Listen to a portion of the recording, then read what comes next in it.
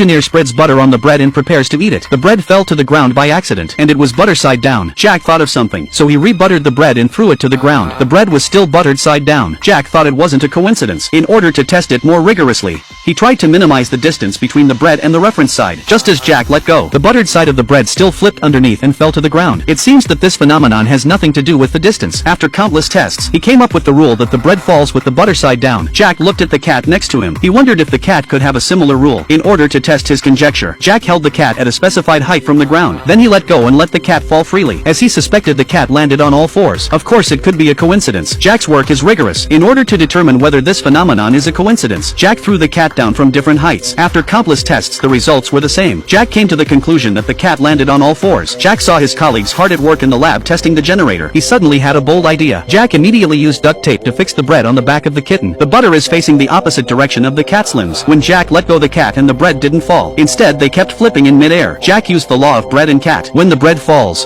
the butter side should face down, and the cat landed with its feet facing down. Jack tied them together in opposite directions, so that only one of them is always facing down. As long as they're not facing down at the same time, they won't hit the ground. Jack uses this principle to make the two surfaces flip over under the interaction of force, faster and faster. Without external interference, the device would keep spinning. Jack decided to use this device to generate electricity. He slowly pushed the device into the generator. The light will come on immediately, and the fans began to turn. All the lights in the city were lit up. Jack never had to worry about power outages again. The two of them danced around the lab with great joy, celebrating their newest generator design.